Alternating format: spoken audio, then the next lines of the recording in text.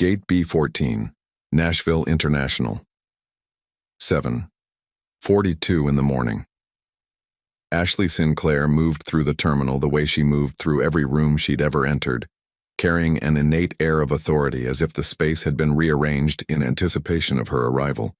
Her carry-on rolled with a rhythmic, expensive hum against the polished floor, matching the deliberate sway of her camel coat. Her red hair fell in long, loose waves over her shoulders, the kind of intentional, high-maintenance effortlessness that took 40 minutes and a steady hand to perfect. She had a meeting in Atlanta at noon, a high-stakes pitch for the European expansion of Sinclair Beauty, and she had prepared for it the way she handled everything in her life, thoroughly, quietly, and entirely alone. The scent of her own perfume, sandalwood and sharp citrus, acted as a private barricade between her and the traveling masses. She wasn't thinking about the past. She almost never did, at least not on purpose. The terminal vibrated with the frantic, dissonant energy of a Tuesday morning. Families wrestled with overstuffed bags. A child's jagged wail cut through the air near Gate B10, and the gate agent's voice crackled through the intercom like static heavy thunder. Ashley stopped at the coffee kiosk, ordered an Americano, and checked her phone. 3 emails from her VP of marketing and a dry note from her attorney. Nothing urgent. She slid the phone back into her pocket and gripped the cup, letting the scorched heat of the paper sleeve bite into her palms to ground herself against the morning chill. That was when she saw him. Recognition didn't start in her mind. It began as a cold, sudden weight in the pit of her stomach. It was a primal cellular alarm, the body identifying a ghost before the brain could find the words to haunt it. She didn't choose to freeze. Her muscles simply locked, turning her blood to lead. He was 30 feet away, walking toward the same gate. She recognized his shoulders first, that specific stubborn width, the way he carried them as if the world had spent a decade trying to press him down and failed. Then came the light brown waves of his hair, worn slightly longer than the last time she'd seen him, followed by the face that had launched 1,000 ballads. Richard Calloway, 37 years old, country music's most respected songwriter, and the man whose name anchored 11 Grammy-winning albums. His voice filled arenas from Nashville to London, and his face had stared back at her from the cover of Rolling Stone just 4 months ago under the headline, "The Quiet Storm." He was her ex-husband, and he wasn't alone. The woman beside him had straight black hair shorn clean at the collarbone and a posture that radiated calculated poise, the look of someone who had practiced standing in a spotlight without being blinded by it. She held a coffee in one hand while the other was tucked around Richard's arm, with a casualness that felt more like a claim than an embrace. Ashley's fingers tightened around her cup until the plastic lid groaned. She had exactly 2 seconds to decide. The gate was dead ahead, and there was no detour. She could slow down, play the coward, and pretend to be engrossed in her phone. But then what? She'd spend 2 hours staring at the back of his head, suffocating in the vacuum of his presence. Instead, she kept walking. She leveled her head and set her expression to that professional neutral she wore in boardrooms, a mask made of marble and expensive foundation. She was 5 feet away when he looked up. Richard went completely still. It wasn't the stillness of composure, but the paralyzed silence of a man who had just watched a car wreck in slow motion. His eyes locked onto hers, and the air between them suddenly felt depleted of oxygen. Something moved behind his gaze, some long-submerged wreckage breaking the surface all at once. 6 years of guilt, rehearsed speeches, and 2 a.m. What-ifs collided with a gate number and the unavoidable reality of her standing there in the flesh. She was stunning, and the realization hit him like a physical blow to the solar plexus. It wasn't that he'd forgotten. He hadn't, not for a single day. But memory tends to blur the edges. Standing there, she was sharper and more vivid than any ghost he'd carried. He noted the piercing emerald of her eyes and the way she carried herself now, sturdier than the girl he'd married, like a woman who had walked through a fire and decided she quite liked the heat. Ashley. Her name broke from him before he could filter it. It carried the weight of 6 years, raw and unpolished. She stopped. She looked at him with that look she'd mastered since she was 23, the one that gave nothing away while somehow making him feel like he was being dismantled. Then her gaze flicked, brief as a heartbeat, to the woman beside him, to the hand that was no longer anchored to Richard's arm. Richard. Her voice was level and polite, yet it carried a devastating coldness that made the humid airport air feel brittle. He opened his mouth, but the words died in his throat. He had a lifetime of things to say, none of which belonged at gate B14 on a Tuesday morning in front of his fiancée and a crying toddler. The woman with the black hair stepped forward, offering a smile that tightened the skin around her mouth but never reached her eyes. "I'm Hillary." "Ashley." She shook the offered hand. It was a brief, firm, and clinical exchange. It was the handshake of a woman who knew exactly how much space she was allowed to take up. Hillary's smile remained fixed, but her eyes, quick and predatory, darted between Ashley and Richard. She was running a calculation, and Ashley could see the moment the woman realized the math didn't add up in her favor. The gate agent announced pre-boarding. Ashley glanced at her boarding pass. Same flight? Of course. The universe had always possessed a twisted sense of timing, a penchant for reopening wounds just as the scars began to fade. She started. "Yeah," Richard interjected, his timing perfect. Even after all this time, they still moved to the rhythm of the same unfinished sentence. She walked past him toward the jet bridge, her spine straight, refusing to look back. She had spent 6 years perfecting the art of the exit. But as she moved away, she heard him breathe her name one more time. A low, jagged sound meant only for her, released like a secret he'd been choking on. She didn't stop. She just kept walking.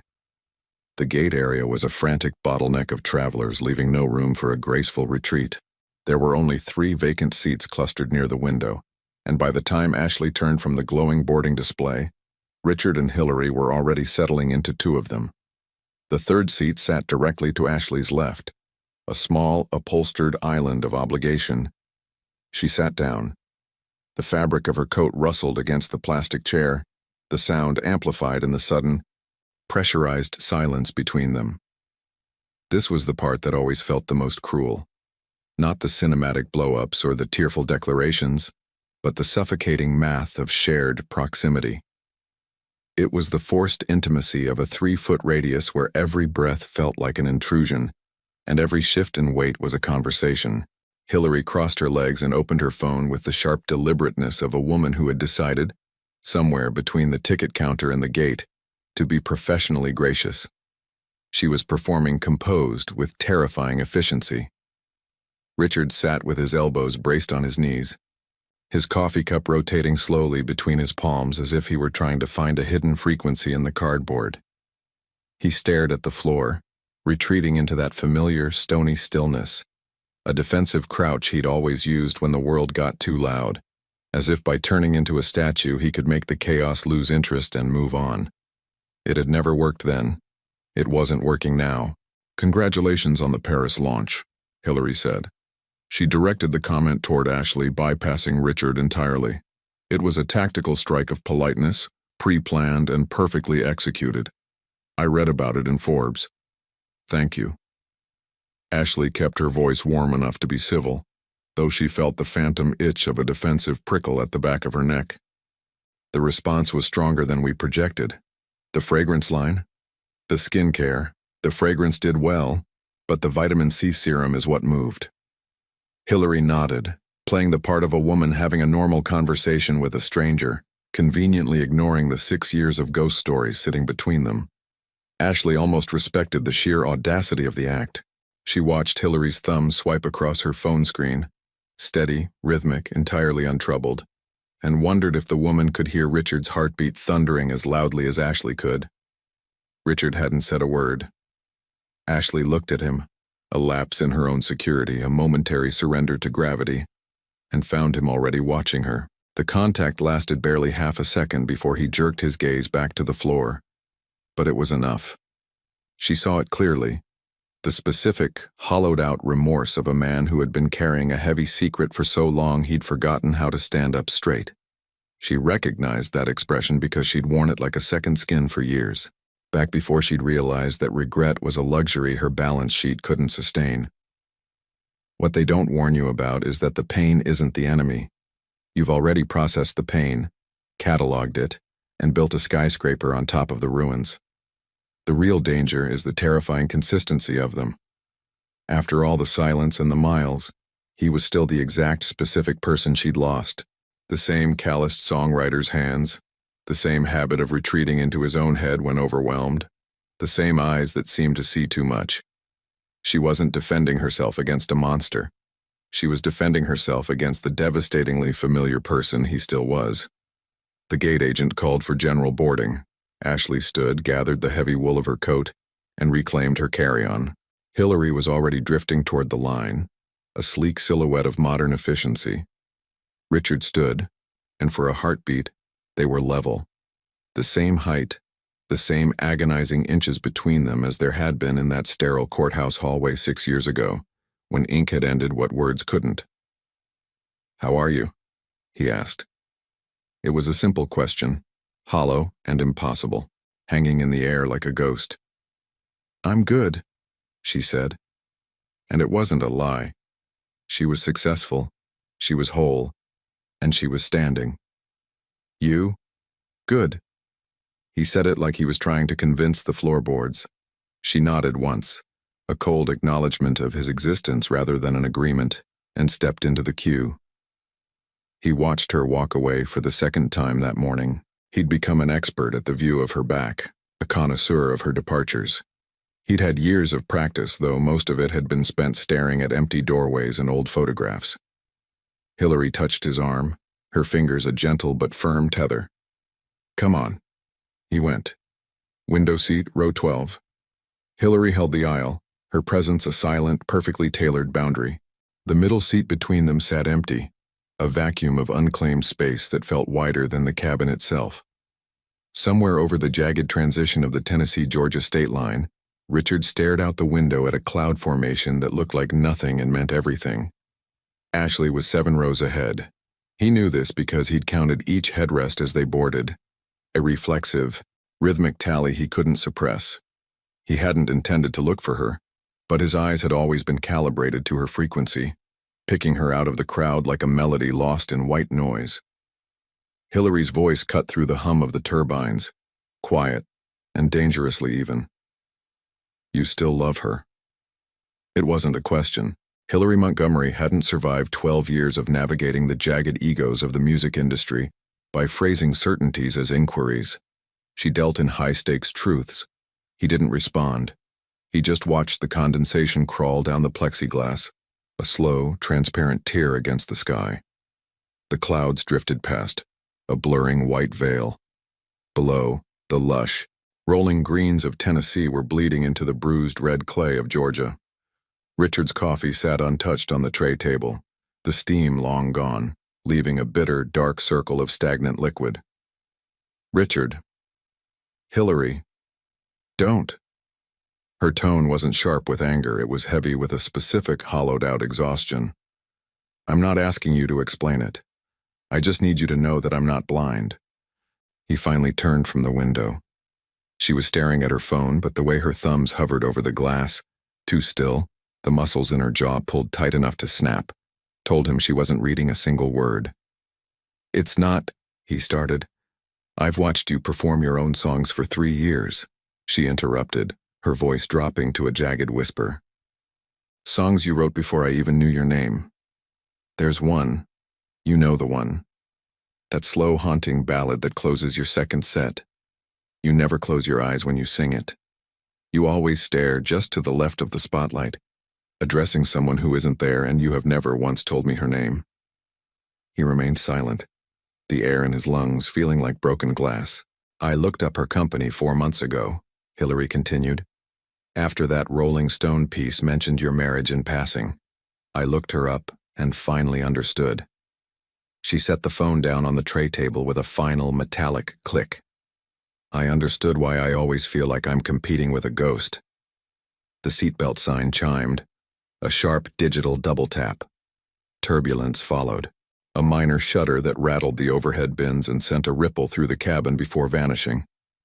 "She's not a ghost," Richard said, his voice rasping against the quiet. "No, Hillary agreed, her eyes finally meeting his. She's 7 rows ahead of us, which is infinitely worse. He pressed the heel of his hand hard against his sternum, a desperate, habitual gesture, as if he could manually restart a heart that had gone out of rhythm. Imagine the quiet, corrosive loneliness of being Hillary in this seat.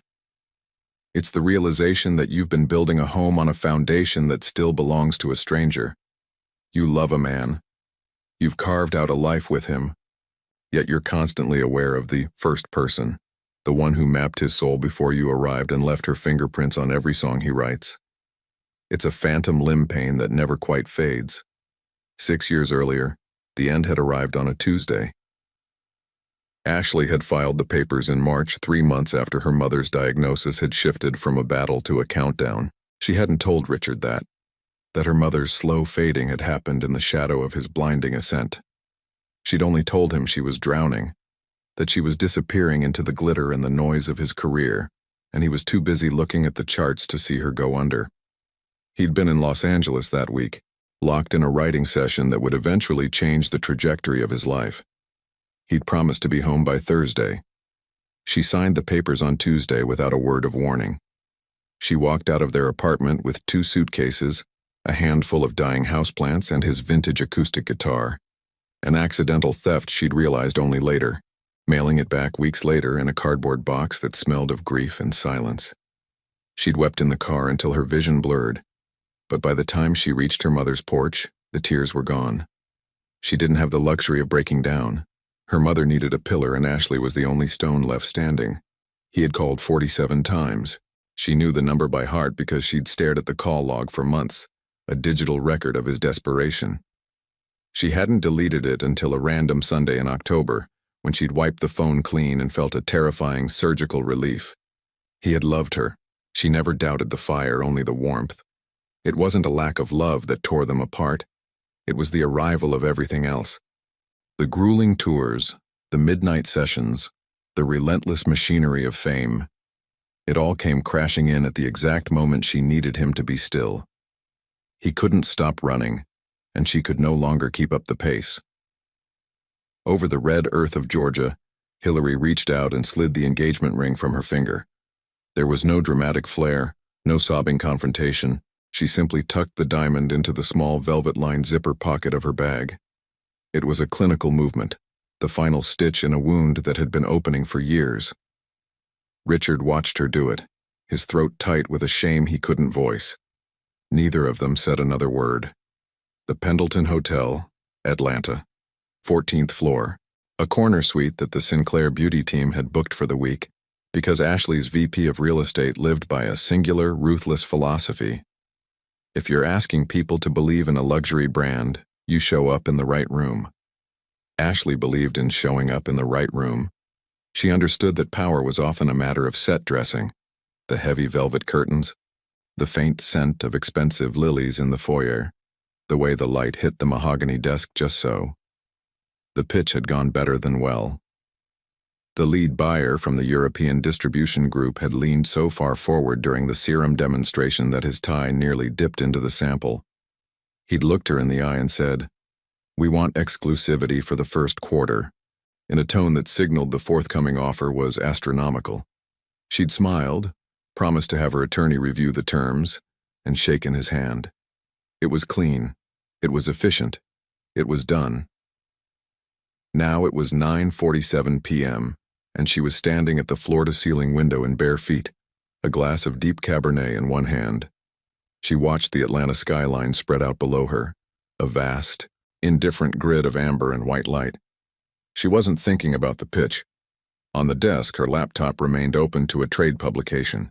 The article wasn't about the cosmetics industry. It was about him. Richard Calloway announces 40-city tour.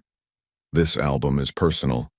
She'd clicked on it earlier, a rare moment of surrendered curiosity, just to see, to gauge exactly what level of famous she was contending with now.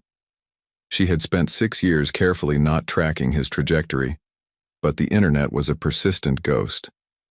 The article featured a photograph, a concert stage drenched in dramatic, moody blue lighting. He was behind the microphone, eyes squeezed shut, hands gripping the neck of his guitar as if he were trying to wring the truth out of the wood. The caption read, "Calloway performing at Bridgestone Arena, Nashville. His last 3 albums have sold a combined 11 million copies." She stared at the image for a heartbeat too long, noticing the new lines around his eyes that hadn't been there when they shared a bed. The seductive thing about building an empire is how easily it masquerades as healing. You pour your life into work because work is concrete. It offers problems with measurable solutions and a scoreboard that never lies. Ashley had been a natural at it since her early 20s, but she had become a virtuoso after the divorce. She'd traded her grief for growth margins, turning every sleepless night into a new product line. Sinclair Beauty had been birthed in a cramped 1-bedroom apartment in Charlotte, just 3 months after the ink had dried on the divorce decree. She'd had $2,800, a chemistry degree she hadn't touched since graduation, and a recipe for a moisturizer she'd perfected while her skin had flared up during the brutal, final months of her mother's illness. She'd sent samples to 12 influencers. 7 had posted about it without being prompted. The rest was, as her CFO loved to brag at investor dinners, history with exceptional margins. 6 years later, 400 employees, 7 product lines, and a presence in 32 countries. She was the woman Hillary had acknowledged at the gate with that sharp, forced respect. But her mother had been gone for 4 years now, buried in Franklin, Tennessee, just 2 miles from the house where Ashley had grown up. A house that now felt like a museum of a life she no longer recognized. She took a slow sip of wine, the tannins dry against her tongue, and watched the city pulse. Her phone buzzed. Unknown number. She stared at the screen for 2 long seconds, feeling the familiar electric pull of a premonition. She set it face down on the desk. It buzzed again. She turned it over. "It's Richard. I know you're going to delete this. I just wanted to say it was good to see you." Even like that. R. She read the words twice, the casual R at the end feeling like a thumbprint on her skin. She put the phone down. She picked it up and read it a 3rd time, searching for a hidden meaning in the digital ink. Then, with a clinical flick of her thumb, she blocked the number. She set the phone on the nightstand, walked to the switch, and plunged the room into a deep, expensive darkness. She lay in the silence for a long time before sleep finally took her. She unblocked him at 6:15 in the morning. She wasn't entirely sure why, though she suspected it was a quiet rebellion against her own history. Blocking felt like the maneuver of a 25-year-old, a frantic, reactive shield held up by shaking hands. At 31, she was a woman of deliberate architecture. She didn't need to hide behind a digital wall to prove she was over him. She didn't text back. She simply let the channel open. A silent hallway she had no intention of walking down. By noon, 3 more messages had vibrated against her thigh, each one a small, persistent tremor. "I know I have no right to reach out. I just haven't been able to stop thinking about this morning. I'll be in Atlanta through tomorrow if you want to talk or not. I understand not. I'm sorry for all of it. I know that doesn't fix anything. I needed to say it somewhere." She read them in the descent of the hotel elevator, the mirrored walls reflecting a woman who looked entirely untroubled. She tucked the phone into her leather tote and stepped into her afternoon meeting. As always, she was the most prepared person in the room, a sharp, polished blade of a CEO who could recite quarterly projections while her heart was performing a slow, jagged riot in her chest.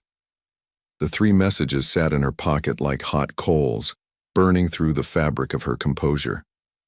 Think about the sheer, agonizing discipline it takes to read an apology from the person who dismantled your world and offer nothing but silence in return. It isn't a lack of feeling. It's an overflow. You feel the ghost of his voice in every syllable, but you also know that a single reply is a key turning in a lock you spent 6 years welding shut. So you sit there, you nod at the marketing data, you shake hands with investors, and you play the part of the woman who moved on. Until you step into the lobby and see the one thing you can't calculate for. She saw him before he saw her. He was hovering near the heavy glass entrance, clad in a dark jacket and jeans, looking at his phone with the fraying patience of a man who was supposed to be somewhere else. He was likely blowing off a rehearsal, She knew from the trades that his tour prep had started in Nashville. He was 100 miles off script. He looked up. The air in the lobby seemed to thicken, turning the space between them into a vacuum. Ashley kept walking. She headed straight for him, not because she wanted the confrontation, but because the exit was behind him and she refused to let him dictate her geometry. "You can't do this," she said as she reached him. Her voice was level, a flat, crystalline surface that betrayed nothing of the depths beneath. "Coming here, showing up like this. I know." He didn't offer a defense. That was the Richard she remembered. When the guilt was undeniable, he didn't argue with the verdict, he just stood in the rain of it. "I know I can't. I did it anyway. How did you even know? Your publicist's website. Your Atlanta itinerary is public knowledge." He paused, his eyes searching her face as if looking for a landmark he recognized. "I know that makes it worse. It doesn't make it better." He looked at her with that same raw, exposed expression from the airport, but closer now. She could see the faint webbing of lines at the corners of his eyes and the way his jaw had sharpened. The soft edges of the boys she'd loved, replaced by the hard, weather-beaten angles of the man he'd become. "I just need 10 minutes, he said. "Richard, 10 minutes. If you want me to disappear after that, I'm gone. I'll leave you alone for good." He said it like a vow, and the weight of his sincerity felt like a physical pressure against her sternum. "You've given me 6 years of silence, and you were right to do it. I'm just asking for 10 minutes of the truth." The lobby hummed with the indifferent music of commerce. Travelers dragged rolling suitcases across the marble with a hollow clack, clack, clack. A concierge murmured into a headset, and a low-volume jazz track drifted from the ceiling like an unwanted memory. "I don't want your apology, Richard." Her voice dipped. Just a fraction, a microscopic tremor that only someone who had memorized her breathing would notice. "An apology is easy. Words are the only thing you've ever been truly good at." He didn't flinch. He absorbed the blow as if he'd been waiting for it. "I know," he said softly. "I'm not here to give you lyrics. I'm asking if I can give you something real, something without a script." He paused, his fingers tightening around a paper coffee cup that had long since gone cold. "I haven't had a script for this. I've spent 6 years rehearsing what I'd say if I ever saw you again, and this morning at that gate, every single word burned up." She looked at him, this man who had moved millions with his prose, who had more language at his command than anyone she knew, standing in a lobby with nothing but his own wreckage. "You don't get to do this," she said. Her voice caught on the last word, a tiny jagged fracture in the marble. She heard it and she saw the flash of recognition in his eyes. She turned and walked out the front door.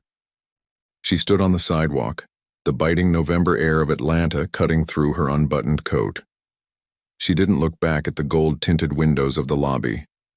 She flagged a cab, climbed inside, and gave the driver the next address on her schedule. She was 3 blocks away before she let herself feel the full weight of that fracture, the sound of a heart she thought was made of stone finally starting to crack. The message arrived the following morning from an unsanctioned number, vibrating against the nightstand with a sharp, intrusive buzz. "This is Hillary. I know this is strange. Can we meet? Just us. 20 minutes. There's a coffee place on Peachtree near your hotel. I'll be there at 9. Ashley stared at the glowing screen, her thumb hovering over the glass as she debated the merits of another cold silence. But curiosity is a persistent itch, and Ashley Sinclair had never been one to leave an unanswered variable on the table. She went. There is a specific, dizzying disorientation that comes when the woman currently holding your past life reaches out to bridge the gap. Your first instinct is a defensive crouch, a visceral, absolutely not, that screams from the back of your throat. Why should you witness her grief or her grace? Why should you inhabit the same air? But then you realize that some truths are only held by the people who have stood in the same fire. And sometimes, the most vital directions come from the person who just finished walking your path. Hillary was already there, tucked into a corner table with both hands anchored around a ceramic mug. Without Richard acting as her orbit, she looked fundamentally different. less like a curated role and more like a weary human being. Shadows that no amount of expensive concealer could mask clung to the hollows beneath her eyes, and her shoulders were set with the brittle tension of someone who had just cut their own safety line. The engagement ring was gone, leaving a pale, haunting circle of skin on her finger. Ashley ordered a black coffee, the steam hitting her face like a reset button, and sat down. She offered no small talk, no social lubrication. She simply waited, watching the way the morning light caught the steam rising between them. Hillary looked at her, her gaze steady despite the exhaustion. "I'm not here to ask you to stay away from him. I'm aware. She stopped, shifting in her chair as if trying to find a comfortable way to say the impossible. "I've been with Richard for 3 years. In that time, I've watched him perform his catalog 312 times. I kept a tally." A small, jagged smile touched her lips, a ghost of a habit from her days in PR where everything was a metric. Ashley wrapped her fingers around her cup, feeling the heat seep into her joints. "There's a song," Hillary continued, her voice dropping an octave. "Track 7 on the second album, What I Left in November. Do you know it?" Ashley knew it. She had heard the first 3 chords in a crowded coffee shop 2 years ago, and had fled into the street before the lyrics could find her. It was a melody she had treated like a live wire, dangerous to touch, fatal to hold. "It went platinum," Hillary said, and there was no envy in her voice, only a profound, clinical sadness. "The critics called it a masterwork of controlled grief. But every time he plays it live, there's this moment during the bridge, right at the key change, where his entire face shifts. It's a microscopic collapse, a momentary surrender that has nothing to do with the 10,000 people in the arena and everything to do with a single ghost." The shop was warm, filled with the low-frequency hum of a Wednesday morning. A man at the next table argued quietly into a headset about a contract. Outside, the Atlanta traffic surged in a relentless metallic tide. "Why are you telling me this?" Ashley asked, her voice sounding thin even to her own ears. Hillary looked at her directly. "Because I spent 3 years waiting for that look to belong to me. It didn't. And I think I owe it to myself, and frankly, to whatever is left of the two of you, to stop pretending it ever will." She paused, the finality of her words hanging in the air like smoke. "I'm telling you because the ring is off," I told him last night. "And I'm telling you because you deserve to walk into whatever happens next with your eyes wide open." Ashley remained silent for a long beat, the weight of the revelation pressing against her lungs. "He stopped writing for 2 years after the divorce. I know, he told me. And the album that broke that silence, was about you. Every note of it." Hillary said it with a remarkable lack of bitterness, an act of grace that Ashley found almost painful to witness. "Track 7 is named for the month your mother passed, isn't it?" The air in the shop seemed to tilt. Or perhaps it was just Ashley's internal compass, finally spinning toward a true north she had spent 6 years ignoring. She looked down at her hands, at the way her knuckles had gone white against the dark ceramic. "I'm sorry," Hillary said softly. "About your mother. He told me pieces of it. Not the whole story. I think he felt like the details were a sanctuary that only belonged to you. But he told me enough." Ashley looked up, the armor around her heart finally showing a visible seam. "Thank you." Hillary nodded, finishing her coffee with a gentle, practiced precision. She gathered her coat, stood up and looked down at Ashley one last time. "He's a good man, Ashley. He's just spent 3 years trying to be a good man with the wrong woman." She picked up her bag, her posture regaining some of its professional steel. "For what it's worth, I think you're the only person who can reach the version of him that actually matters." She walked out, the bell above the door giving a lonely, cheerful chime. Ashley sat in that corner for 5 minutes, watching the world continue its ordinary Wednesday routine. She turned her cup slowly, the porcelain grinding against the wood of the table with a low, mournful sound. Through the window, she saw Hillary walk past on the sidewalk, a small rolling suitcase trailing behind her. She was already moving toward a different life. Ashley watched until she vanished around the corner, and then she sat very still. feeling the tectonic plates of her own existence begin, with a terrifying groan, to shift. She hadn't stepped foot in Nashville for 3 years. The last time had been a sterile, tactical sourcing trip for a packaging supplier. 48 hours of in-and-out efficiency. She'd stayed in a nondescript hotel on the west side specifically because it possessed no ghosts, no shared geography, and no memories. But this time was different. The invitation from the Tennessee Retailers Association for a keynote spot had felt safely abstract when she'd accepted it 8 months ago. Now she'd booked a suite downtown, telling herself with a rehearsed corporate stoicism that the city was merely a backdrop, not a wound. Nashville in early November possessed a raw, stripped-back honesty. The gaudy tourist layer had been scraped away by the autumn chill, leaving the honky-tonk music drifting from Broadway, sounding more like a televised wake than a celebration. The air was thick with a heady cocktail of wood smoke, the damp scent of the Cumberland River, and that electric metallic tang that signaled either a change in the weather or a shift in the soul. Along Centennial Park, the trees had bled into shades of rust and burnt amber, caught in that flat November light that turned every street corner into the final frame of a tragic film. Ashley arrived on a Thursday. Her keynote wasn't until the following morning, leaving her with a rare, cavernous void of unscheduled time. It felt uncomfortable, like wearing a suit that was 2 sizes too large. She found herself wandering through the gulch, drifting without a destination, a luxury she usually denied herself. She turned a sharp corner and stopped dead. There, etched in a glowing, handwritten neon in a window, were the words, "Open late. Live music Thursday nights." Through the glass she saw him. Richard was hunched over a corner table, a battered notebook open before him, his pen hovering over the page like a divining rod. She stood on the cold pavement for 3 heartbeats, weighing the safety of the sidewalk against the chaos of the room. Then, she did the one thing that still had the power to surprise her. She pushed open the door.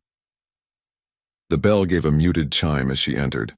The shop was small and sweltering, bathed in that amber, low-wattage glow that smoothed over the jagged edges of reality and made every stranger look like a protagonist. Near the back, a musician was fussing with an acoustic guitar. There were only a few other patrons, and the barista looked on with a blissful, hip indifference. Richard looked up. The expression that flooded his face was that of a man who had just been handed a miracle he'd long ago stopped praying for. His entire posture fractured, the practiced stillness of the songwriter collapsing into the raw vulnerability of the man. She ordered a coffee she didn't want, turned and walked directly to his table. "The universe has a truly terrible sense of humor," she said, her voice cutting through the low hum of the room. "It really does." He snapped the notebook shut as if hiding a secret. "Sit down?" She sat. This was the moment of impact you've been bracing for, yet it arrived without the expected thunder. There were no cinematic shouts, no desperate reaching across the table. Instead, there was something far more precarious. 2 people who once shared a heartbeat, now sitting in the wreckage of their own history, trying to see if the old map still led anywhere. It was the quiet, dangerous work of rediscovery, where every word felt like stepping onto thin ice. They talked for 2 hours. They navigated the conversation with surgical precision, walking around the divorce the way one avoids a jagged piece of glass in a dark room, perfectly aware of its location, terrified of the slightest misstep. They discussed his upcoming tour and her European expansion. They talked about a new bistro in East Nashville that had risen from the dirt long after they'd called it quits. Finally, they drifted toward a shared haunting, a night in this very neighborhood, years before the Rings and the Lawyers, when he'd played a 3-song set at an open mic. She had sat in the back, nursing a glass of cheap house wine, watching him as if he were the only fixed point in a spinning world. "You were pathetic at hiding how nervous you were," she said, a ghost of a smile tugging at the corner of her mouth. "I was absolutely not nervous, I was focused. Richard, you adjusted that microphone stand 4 times in 10 minutes. He laughed, a genuine, unarmored sound that echoed through the small space. It was a low, resonant vibration that started deep in his chest and caught itself at the end. The sound hit Ashley with the force of a physical memory, vibrating in a hollow space beneath her ribs she'd forgotten existed. She looked down at the dark surface of her coffee, her reflection trembling slightly. "I heard the album," she said softly. "The second one." The laughter vanished instantly. He watched her with a sudden pinpoint intensity. "Not all of it," she clarified. "Just track 7. It played accidentally in a coffee shop. I walked out before the bridge." "That was probably for the best," he said, his voice dropping to a jagged whisper. "Is it about what I think it's about?" He didn't blink. He didn't look away. "Yes." She nodded, and for a fleeting second, the professional mask slipped, revealing a flash of something raw and unfixable. "I want to play you something," he said, leaning forward. "Not here. I have a studio booked for tomorrow morning. It's something I've never played for anyone else, something that isn't for the tour." He paused, his eyes searching hers for a permission he wasn't sure he had. "If you want." She studied him for a long, silent moment. "What time?" 9. Outside, the guitar player finally struck a chord. A slow, minor-key melody began to drift through the warm, espresso-scented air, that haunting, Nashville hybrid of folk and blues that sounded like a long walk home in the rain. 9, she repeated. The studio occupied a converted Victorian on 17th Avenue South, a weathered, dignified building that had been a silent witness to Nashville's soul, long before the industry transformed into a neon-soaked machine. Richard turned a heavy brass key in the lock with the muscle memory of a man entering his own sanctuary. This was his second home, a place of shadowed corners and acoustic dampening, far more honest than his actual house with its glass walls and hollow spaces. Ashley followed him through the control room, the air smelling of ozone and old wood, and stepped into the live room. A single chair sat centered in the space, facing an upright piano and a pair of sensitive microphones.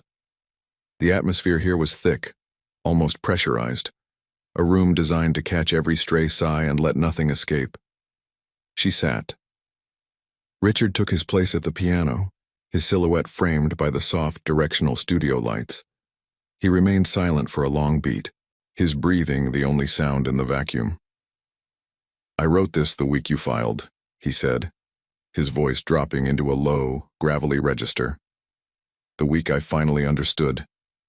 He placed his hands on the ivory keys, not yet pressing down, the tension in his fingers visible even from across the room.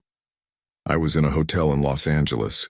I got the notification from my attorney and sat in that room for 8 hours without turning on a single light. Somewhere around 4 a.m., when the sky started to turn that bruised, ugly gray, I wrote this." He began to play.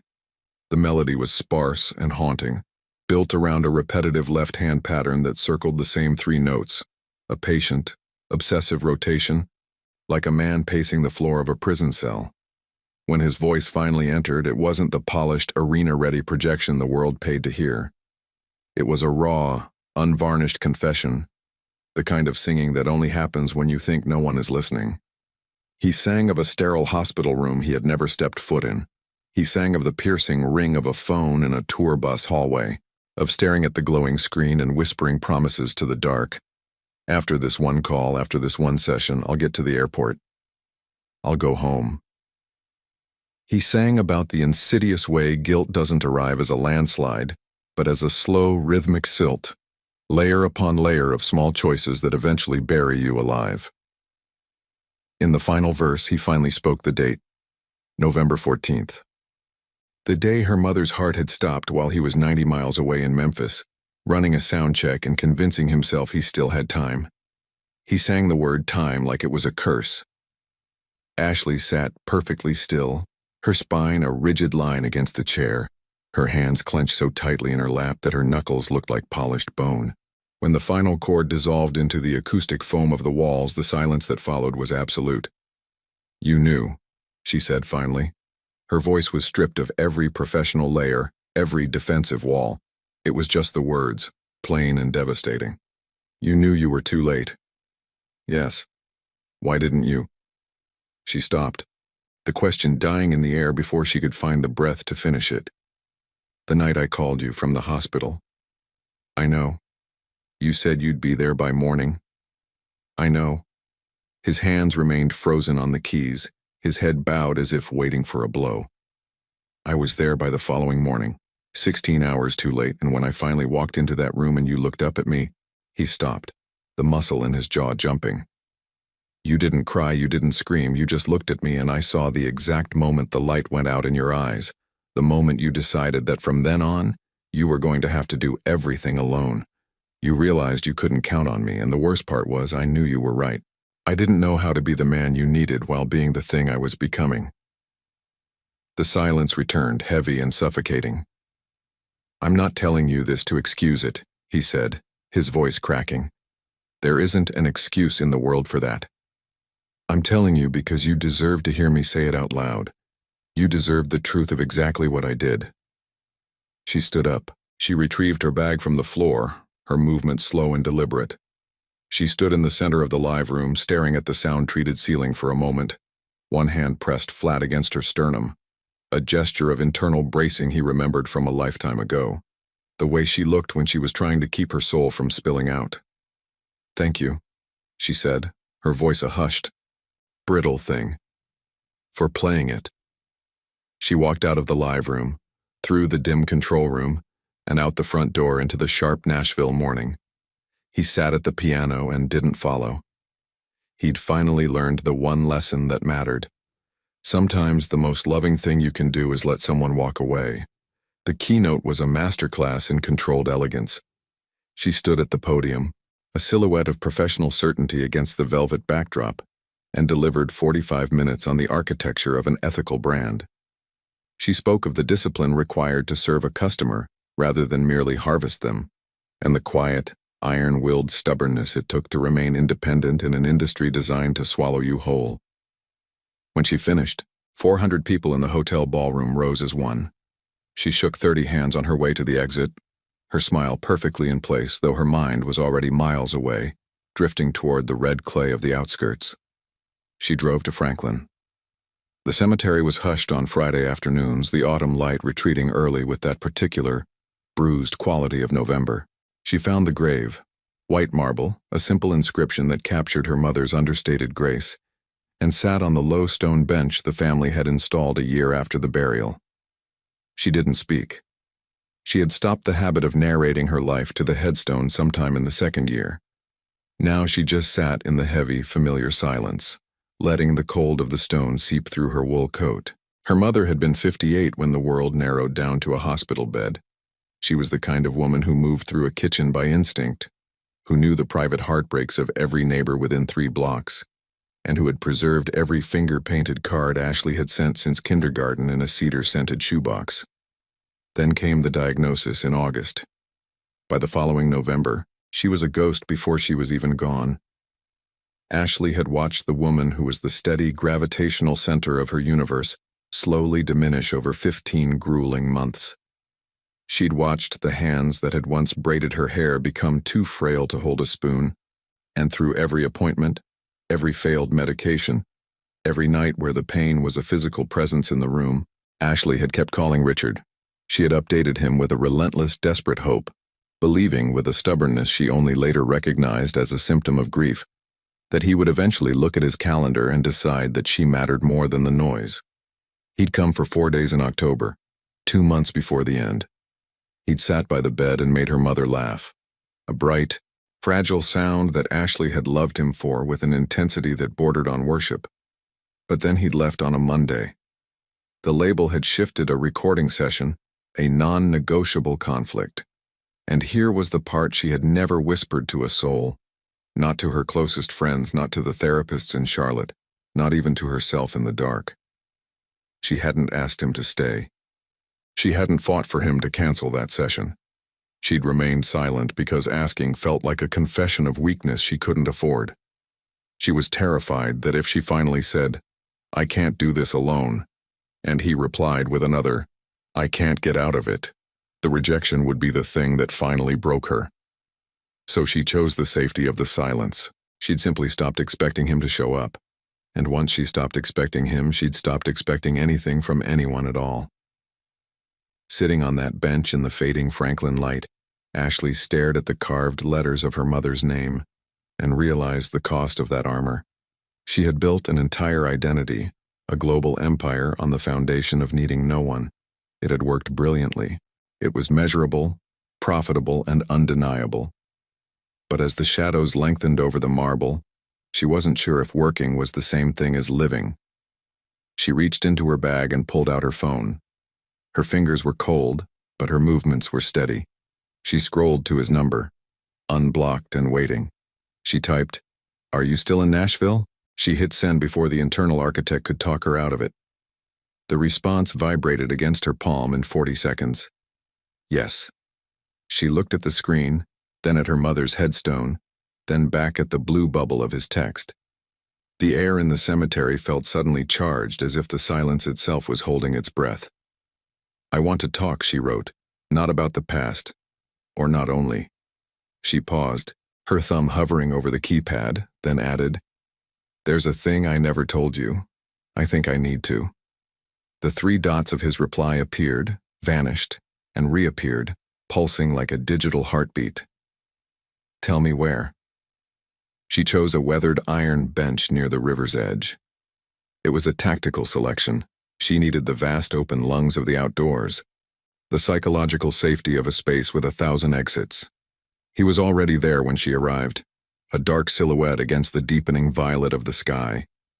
She sat beside him, leaving exactly 18 inches of neutral territory between them.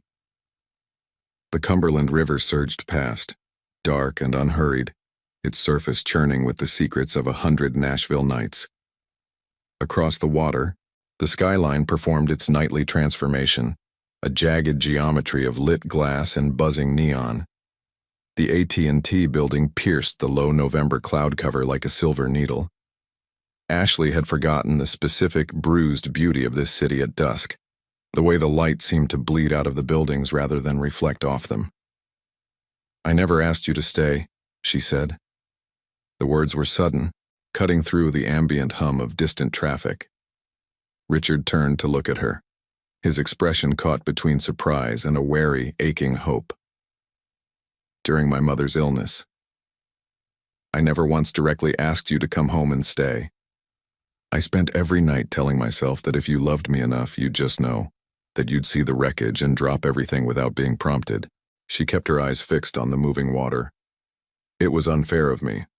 I realized recently that I put you in a position to fail a test you didn't even know you were taking." "Ashley, I'm not excusing the outcome," she interrupted, her voice gaining a hard, steady clarity. "I'm just saying my part of it out loud. For 6 years, I've polished a version of this story where you were the only one making choices, where I was just a casualty of your ambition. But that's a clean lie, and I'm tired of carrying it. I chose the silence because I was too proud to admit I was drowning." He was quiet for a long beat, the only sound the rhythmic lap of water against the pier. "You were watching your mother die, Ashley. You were 24 years old. The standard for what you were supposed to explicitly articulate while your world was ending is..." "I know.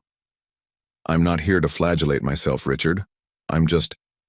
She exhaled, a long, shaky breath that misted in the cold air. "I'm being accurate. I'm finally being honest about the architecture of our collapse. There is a terrifying, gut-level resistance to being honest when it costs you the title of the wronged party. It is so much easier to live in a world where you are the hero and they are the villain. It's a simpler map to navigate. But the high ground is a lonely place to stand, and eventually the air gets too thin to breathe. True courage isn't holding on to your anger until it turns to stone. It's being willing to let the story get complicated, even if it means admitting you held the matches, too." Richard looked back at the water. He'd spent the drive over rehearsing a dozen different scripts, but sitting here, with the scent of her perfume mixing with the river damp, every prepared word felt like a cheap imitation of the truth. "I was terrified," he admitted softly. She waited, her hands buried deep in her pockets, her knuckles brushing against the fabric. "Not just of losing you, though that was the ghost under the bed. I was terrified that if I stopped, if I came home and stayed the way you needed, I would lose the momentum.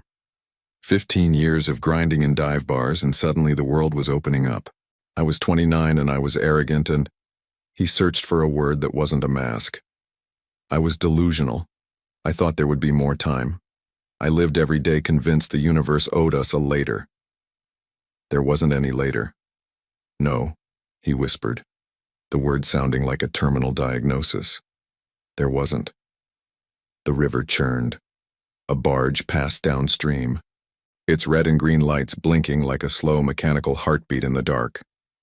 When did you know, she asked, her voice small, that you'd made the wrong choice? He didn't have to search for the answer. November 14th. The date hung between them, heavy and undeniable. They both understood the cost of those 90 miles between Memphis and the hospital bed, a distance that had turned into a permanent canyon. I need you to know something, he said, turning his entire body toward her. Not as a plea for a second chance, but just as a fact of my life. He paused, his eyes searching hers with a desperate, naked sincerity. I haven't written a single love song since the second album. Not one. 3 years with Hillary and my notebook stayed empty. My producer thought I was blocked, but I wasn't. He took a ragged breath. I just didn't have a muse. I didn't have anything worth reaching for because the only person who ever heard the music in me was already gone. Ashley looked at him. The amber light from the street lamps hit the sharp angles of his face, and she finally saw the toll of the last 6 years. He looked less like a rock star, and more like a man who had finally stopped performing for an audience of none. I need time, she said, her voice a fragile promise. I know. I'm not making a decision tonight. I'm not offering absolution. She looked back at the skyline, at the city that had broken them and was now somehow holding them. I just needed to say the thing I never said. I know, he said, and this time the words sounded like a prayer. And I needed to hear it. They sat on that bench for a long time, the 18 inches between them remaining a sacred, tentative space. The November air was biting, but neither of them moved. They were just two people breathing in the city where it had all started, and where everything had ended, watching the dark river carry the old version of their story away into the night. I'll wait, he said. This time, she didn't tell him not to. His manager called at 7:15 on a Tuesday morning, bypassing any pretense of a greeting. I need to tell you what's happening on Twitter, he began, his voice tight with the specific, caffeinated anxiety of a man whose job is to contain fires. Richard sat at his kitchen table in the Nashville apartment, a minimalist, high-ceilinged space he kept for the brief intervals between tours. A cup of coffee sat going stone cold beside his laptop, the screen displaying a sprawling, relentless tour schedule he'd been staring at for 40 minutes. The blue light of the monitor etched the exhaustion into his face, making him look less like a star and more like a man caught in a mechanical gears. Richard, are you even listening? What's happening on Twitter? Richard asked, his voice flat. Someone spotted you in Franklin on Friday. There's a grainy long-lens photo of you at a cemetery with a redhead. The gossip rags are already feeding. Richard Calloway and Mystery Woman. Who is she? Meanwhile, Hillary's camp just confirmed the engagement is dead and the internet has already connected the dots. The label is breathing down my neck for a statement before the mainstream press starts hunting. Don't put out a statement. The silence on the other end of the line was heavy, pregnant with industry disbelief. Tell the label I'll call them this afternoon. Do not confirm, do not deny, and do not pivot, Richard said, his tone shifting into something immovable. He paused, his gaze fixed on the empty chair across from him. And cancel Thursday's press day. Richard, that's the New York junket. We've got Rolling Stone, we've got... I know. He snapped the laptop shut, the sound echoing like a gunshot in the quiet kitchen. I know exactly what it costs. Cancel it anyway. He hung up and sat in the stillness, the cold coffee a bitter reminder of how quickly the world could intrude on a private moment. He picked up the phone again and called Ashley. She answered on the third ring, her voice crisp but frayed at the edges. I saw the photos. I'm sorry, Ashley. I didn't think. I know you didn't. A long, taut pause followed. My PR team has already fielded 3 calls. I'm handling it. It's just noise, Richard. I've spent years learning how to tune out the noise. He arrived at the Sinclair Beauty headquarters at 11 a.m. The office was a masterfully converted warehouse in Germantown, all exposed red brick and soaring timber ceilings. It was a building that wore its history on its sleeve, the structural bones showing through with an intentional rugged grace.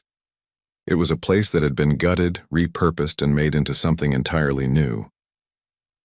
Standing on the sidewalk, Richard felt a sharp, sudden pang of recognition. He felt like the architectural equivalent of those walls. The receptionist paged her. He waited, his heart a dull, rhythmic thud against his ribs. After 3 minutes, Ashley emerged in the lobby. She was wearing her full executive armor, a structured charcoal blazer, her hair pulled back into a severe, elegant knot. She looked at him with an expression that was working overtime to remain neutral, a mask of professional indifference that didn't quite reach the pulse point at her throat. "Come up," she said. Her office was a corner sanctuary on the 3rd floor, dominated by windows that offered a sweeping panoramic view of the river. Her desk was a landscape of organized systems, covered in documents and prototypes in a language only she truly spoke. She didn't sit. She stood by the glass, her arms crossed, not in a gesture of defense, but as if she needed to anchor herself against the sheer gravity of his presence. He stayed near the heavy oak door.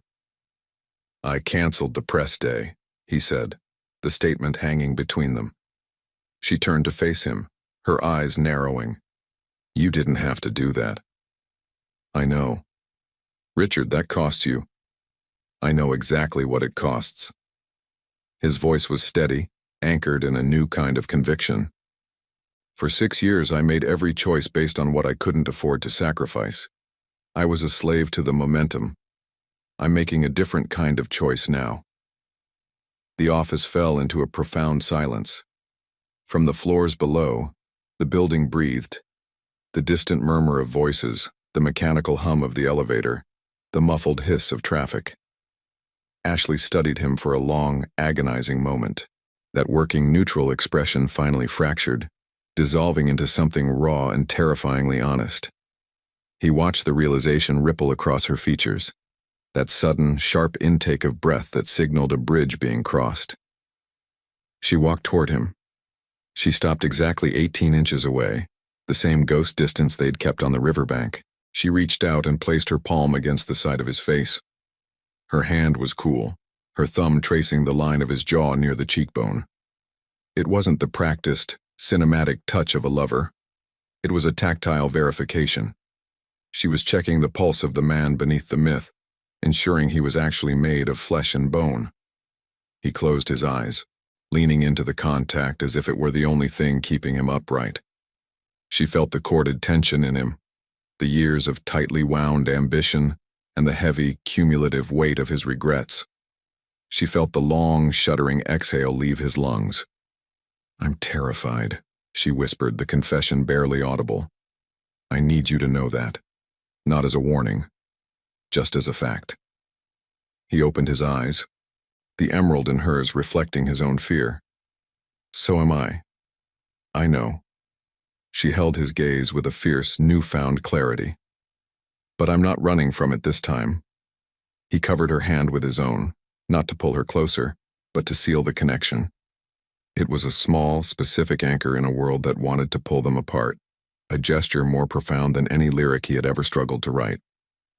"I'll be here," he promised. "Wherever here ends up being, I'll figure out the logistics later. I'm not asking you to stop being who you are, Richard. I'm not asking you to stop working. I know." He said it with a certainty that cost him his old life and gave him a new one in the same breath. "But I finally understand the difference between the things I can move and the things I should never have let go of." Outside, Nashville moved beneath a flat silver November sky. Inside, 2 people stood in the hallowed quiet of a corner office, holding a moment that had taken 6 years to arrive. They let it be exactly what it was, imperfect, scarred, and undeniably real. The first 2 weeks were fragile, fraught with the delicate tension that always accompanies newly resurrected things. He was in Nashville, and so was she. That geographical geometry was the simple part.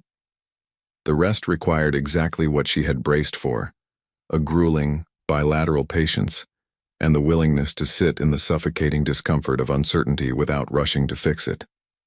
There were moments she retreated, pulling her armor back on. He noticed every single time. He didn't log it as an accusation, but as crucial data, the way a seasoned session musician listens for the negative space in a track, noting what isn't being played. He didn't chase her down the hallway of her own panic. He simply gave it room to breathe. He had learned that particular lesson at a devastating cost.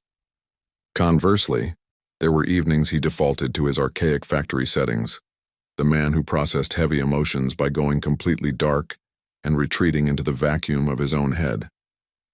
She recognized the phantom instantly and called it by its name.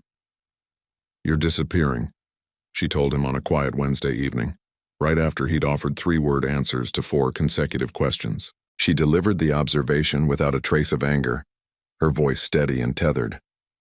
And for the first time in his life, he came back. This is what real love looks like when the honeymoon phase has been burned to the ground. Not the cinematic lightning strike romance, and certainly not the grand orchestrated gestures. It looks like 2 people who know exactly where the other's weak spots are, who know exactly how they failed each other the first time, consciously choosing to rebuild the foundation differently. It lacks the easy gloss of a fairy tale. It is infinitely harder, undeniably heavier, and entirely worth the blood it takes to build it. They refused to rush toward a clean definition.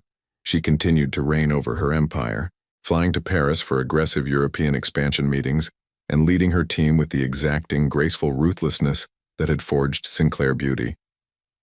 He still vanished into the recording booth, still ran exhausting tour rehearsals, and still navigated the glittering, cutthroat industry that was baked into his DNA. But this time, he called. He showed up when the clock said he would. He quietly rearranged his studio time around her immovable commitments, not because she demanded it, but because he finally understood the absolute devastation his absence had caused her. Late one November evening, they were in her kitchen. She was cooking, a rare, fiercely concentrated activity for her, while he sat on the marble counter with a glass of heavy red wine. He watched her move through the space with the sharp, unyielding competence of a woman who had spent years surviving alone, and was now slightly, beautifully bewildered by the company. "Can I ask you something?" he said, his voice dropping below the hum of the exhaust fan. She didn't look up from the stove. "Go ahead." "Did you ever think about calling me during those first 2 years, before you moved to Charlotte?" She considered it, refusing to deflect or soften the blow. 700 times, she said softly. He went completely still, the number hitting him like a physical weight in the chest. "I didn't," she continued, her hands moving with practiced rhythm, "because every time I picked up the phone I remembered exactly why I had to leave in the first place. Reaching out to you felt like—" She paused, searching for the precise anatomy of her grief. "Like standing entirely too close to a fire. You can crave the warmth and still know it's going to burn you alive." "I would have come back," he said, the words tearing out of his throat. "If you'd asked." She finally looked up, meeting his eyes. "I know," she set the wooden spoon down on the granite. "That's exactly why I didn't ask. I needed to prove to myself that I could survive the cold before I ever let anyone light a match in my house again." She held his gaze, unblinking. "I can. And I did. I know you did. So now—" She picked the spoon back up, a faint, genuine smile touching her lips. "Now I'm choosing you because I want you here. Not because I need you to be." He sat on her counter and stared at her. This fiercely guarded, brilliant 31-year-old woman with her red hair pinned back, standing in her own kitchen, offering him the most devastatingly true thing he'd ever heard. And in that moment, a 6-year-old knot behind his ribs finally, quietly, let go. The late November air in Nashville had turned viciously cold, It wasn't a gentle, creeping autumn transition. It was a sudden, overnight plunge that stripped the trees bare while the city slept, forcing everyone to wake up in a completely altered landscape. She drove past their old neighborhood only once. She navigated the street where they'd rented their first cramped house, back before the money and the fame and the ruin. She eased her foot off the gas, letting the car crawl past the familiar driveway. But she didn't stop. She just kept driving. She wasn't hunting for nostalgia. She was looking for absolute confirmation, the concrete proof that she could look directly into the epicenter of her old pain and feel the weight of it without shattering. She could stare at her own history, calculate the exact price she'd paid, and respect the iron it had forged in her spine. She was far too old to pretend the fire hadn't happened. That was the final page of the chapter where she was running. This was the chapter where she finally stayed. 6 months later. The launch event was held in the Sinclair Beauty flagship store on Broadway, the Nashville location, the exact one Ashley had opened 2 years prior in a building that used to be a grimy, beloved music venue. She'd deliberately kept the original, scuffed wooden stage flooring in the back room, a tangible architectural scar she refused to erase. 300 guests milled about. Press, high-stakes buyers, and every significant figure in the beauty industry south of Chicago. The event team had spent agonizing weeks on the curation, the moody, low-lit ambiance, the stark, gallery-like arrangement of the products on custom shelving, and the specific woody fragrance piped through the vents, a scent that felt less like a perfume and more like a memory. The new collection was called November, 11 products, names drawn from the sharp, sensory recall of that specific month. First cold, wood smoke, after rain, before the light goes. The anchor piece, the hero product designed to move the global needle, was a serum called What Remains. It was named for the bedrock that is left after grief has scoured everything else away. It was named for the realization she had come to over time, that what survives the fire is ultimately more substantial than what was lost. Ashley stood at the front of the room during the remarks portion of the evening, a sleek microphone in her hand. She looked out at the assembled crowd with that signature expression, composed, direct, and completely present, as if the room's gravity naturally orbited around her. "The November collection came from a deeply personal place," she began, her voice cutting clean through the hum of the room. "And I'm not using that word with the calculated vagueness that brands usually employ. My mother died in November, 8 years ago. I spent the year that followed doing what a lot of people do after a catastrophic loss. I built. I worked. I funneled my grief into a corporate structure because structure was the only thing my hands could still control." The room fell into an absolute, breathless silence. What I learned eventually is that the fortress you build in grief is real. It counts. But it is fundamentally different from what you build after the grief recedes. This collection is called November because I wanted to honor both truths, the months that nearly broke me, and the version of myself that managed to walk out the other side. She looked out at the audience. In the second row on the right side, seated between her VP of marketing and her lead attorney, was Richard. He wore a dark tailored jacket, his hands resting loosely in his lap. He was looking up at her with an expression she was finally learning how to accept. Open, unarmored, and anchored by the full, heavy weight of his attention. "What remains," she said, "is the name of the serum. But it's also the question I've been trying to answer for 8 years. What remains after everything? What is actually left when you strip away the fear, the pride, and the safety of distance?" She paused, letting the question hang in the warm, scented air. "Turns out, quite a lot." The room erupted into applause and a low murmur of approval. She smiled, offered a gracious thank you, handed the microphone back to the coordinator, and began to thread her way through the crowd toward the heavy glass doors. Richard met her in the quiet of the hallway. He was holding 2 glasses of sparkling water with lime, a quiet testament to the fact that he knew she never drank at her own work events, not even the ones celebrating her greatest triumphs. She took the glass. Their fingers brushed, a brief electric point of contact. What remains, he said, rolling the name over his tongue. I know. She looked up at him, the professional facade entirely gone. I had the team design the packaging and trademark the name 6 months ago. Before, she glanced down at their hands, at the simple, staggering reality of his fingers wrapped around the glass right next to hers. I had a feeling. A feeling. I was terrified of it, she admitted softly. But I had it. Let me ask you something, and I want you to actually sit with it before you scroll past. Have you ever walked away from someone because staying felt like standing on a fault line? Not because you didn't love them, but because you had learned the hard way that loving someone doesn't protect you from being abandoned in the dark. And have you ever, years later, been handed the terrifying opportunity to revisit that choice, carrying the full crushing weight of everything you know now? What do you do with that kind of ghost? Do you stay safely behind the fortress walls you built? Or do you trust, slowly, imperfectly, and with your eyes wide open, that some things are actually worth the risk of being destroyed again? Tell me in the comments. I read every single one. And if this story stayed with you, you know exactly what to do. See you next time.